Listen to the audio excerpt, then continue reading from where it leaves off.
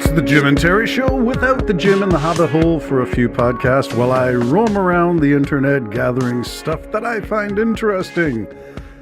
This one, a sort of chaser to my expose on ground news, which is a way of looking at your media consumption, understanding headlines and bylines and stories, a little bit of understanding into spin and how the content can be an indication of bias. Not to mention something called, and I like this feature, blind spot. Blind spot. Things that you might have missed because you're in your own silo. So blind spot takes a look at what you've identified as where you sit, usually on a political spectrum, social spectrum, economic spectrum, and then serves you up some blind things that you would not normally encounter in your news feed because you haven't clicked, liked, shared something before. And so this comes at you from an alternative point of view. And I like that. I don't want to be caught with a blind spot. You know, when you have to look over your left shoulder while you're driving, you can't just check your mirrors. You got to look over just to see in case you missed something. Classic tale of blind spot. Missed something we should have seen coming in the rearview mirror. Well, ground news enables you to do that through sections of the site, like blind spot. But what is more interesting to me is that I can look at the articles, understand where they're coming from on the political spectrum, and then appreciate the value of having that already determined. Not that I cannot. In fact, most of us should be able to determine the bias, the leaning of any article, any information that pass our way. For instance, I would suggest that any of us who explore pro-Ukraine versus pro-Russia would already have a filter in place to understand that anyone who is pro-Russia is usually of a right-leaning, authoritarian, dictatorial leaning or bent. You believe that Russia is a Christian state. It is not. You believe that Putin means well. He does not. You believe, well, whatever you believe, you support Russia through it all. And that includes people who showed up at one of Putin's round tables. And this was before COVID. Jill Stein, independent candidate, running sometimes on the left, the Democrat, at Putin's table with Michael Flynn. And who else has been to Russia? How about Jordan Peterson? How about Tucker Carlson?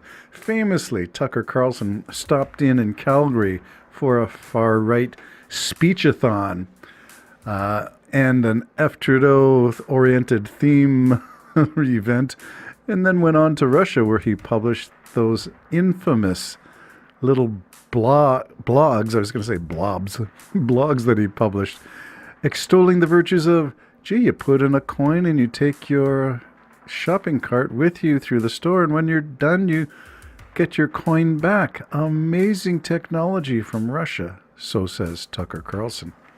So you can tell where stories are coming from because of the headline, because of the byline or the subtitle, because of the way the opening paragraph frames the content which will follow. We see some of this stuff in best exemplified in political cartoons, and I mentioned one where the cartoon was Trudeau looking a little tentative as the darkened room in which he was, glancing over his shoulders with a side-eye glance, sees shadows on the wall, large, ghastly shadows with long knives, a reference to, of course, Hitler's pogrom in the 1930s, taking control of the government. It looks like people are out to knife him in the back. Maybe it's et tu, Brute, for the Liberal leader. And that was at the caucus meeting this week, when really the second frame of that cartoon is to show a little boy with some toys by a light casting a rather different shadow. And Trudeau's kind of saying, what? Meaning there ain't no threat. There was one person who came out in opposition to Trudeau's leadership, one that I could find, The other suspects of the 30 who so-called signed their names to something, not one to be found. So I got a feeling that, bias is everywhere. And who's stirring the pot? Interesting to note. Who has an interest in certain things?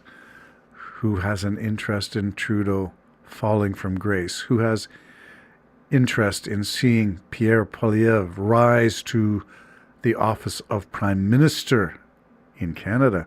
Who indeed, and can you tell anything about them by what they choose to follow, feed, lead, distribute, click, like, share, clickbait?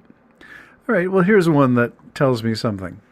This one was from the blind spot section of my feed from Ground News, and it goes along the lines of gambling.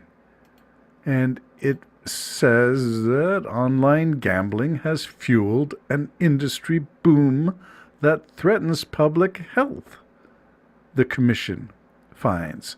All right, so what is this commission? Who found it? And apparently there are 22 articles in this series, and most of them, 83% of these articles, are leaning left. They're from left-leaning sources. Who would you expect to find issues of culture and of whatever is good for the many is better than whatever is good for the few? You would expect the far right to look at articles concerning the military, because the right-wing conservatives have usually been the party of law and order, the GOP in the United States, Republican Party. The party of law and order, at least they were when John McCain was around. I'm not sure that they are anything but the law of disorder and disconduct, misconduct, chaos, anarchy, and sell your soul for the highest price. So who would support increased military spending? Well, now in a world of conflict, just about anybody. It's a bipartisan issue. Spend more money on the military. It's sort of a fear-based response, but it makes sense in light of a world that is a little less certain than it was, say, 10 years ago, or before Russia invaded Ukraine, before the Syrian conflict, before the Houthis in Yemen, before all kinds of other things took place. It's an uncertain world, so spend money on defense. Who would be interested in that? Well, everybody. It's a bipartisan issue now. But here's one. The gambling. Who would be interested in seeing gambling? And who would support it? Who opened the floodgates to online gambling? Online betting. You carry a casino in your pocket if you've got a smartphone. What is going on? Who could have seen trouble? Trouble, my friends. Yeah, you got trouble right here in River City with a capital, what is it, G that rhymes with, golly gee, that sounds like gambling? Gambling. Yeah, from a parody of The Music Man. Gambling. It's an addiction. It can destroy individuals and families. It can lead not only to crime, but to death in some cases. So, who's interested in seeing gambling spread? Who's interested in not regulating gambling, online gambling presence? And what are the Hollywood movie stars doing on the various commercials promoting online gambling? I'm not sure that I can justify that kind of thing. That's like selling your soul to the devil. Get enough money and maybe you don't need to work as hard on the next movie. What some people are doing to get money surprises me. Sell your soul, sell your constituency, sell your office, elected office. All kinds of things can be sold for money. But gambling, what kind of person would want more online gambling?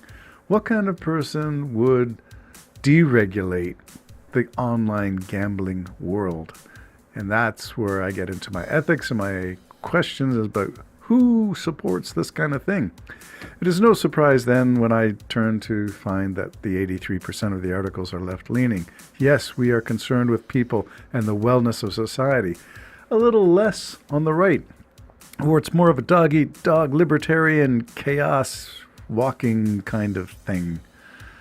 Yeah, the right used to be the party of law and order. I'm not so sure it is now. And now 83% of the articles written about online gambling and its problems for society is on the left. Those who support it, well, let me go to the next one. From Der Spiegel, which is the German newspaper and German news outlet. Underestimated damage caused by gambling addiction. How the billion-dollar gambling business endangers public health. Well, there you go. So who's wanting deregulation of controls and limitations on gambling? Who opposes regulating the industry? Who wants to open the door? Well, it's money, money, money, money, money, money, to quote a James Taylor tune.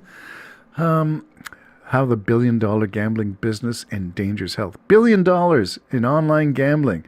Who wouldn't want a slice of that? So whatever the gambling online sites are, and you see them advertised all the time. I can't get away from the different TV streaming services because I tend to go for the free version, so I get ads. It's loaded. Even Twitter is loaded with online gambling ads. Gambling is big money, billion-dollar business and growing. But as the article suggests, public health is at risk. So I'm always interested in understanding how our views on life, on value, on what we believe to be true versus what we think is true bears out in social policy. So there's an issue. Check it out. Ground News. Great source. I love poking around the site. I've only had it for a couple of days, less than a week, but already it's informing my evidence-based learning practices. It's informing my practice. It's informing how I think, how I shape, how I look at news. Right, left, center, capitalism versus socialism. Lots of ways to slice this one. The Jim and Terry Show, signing off right now.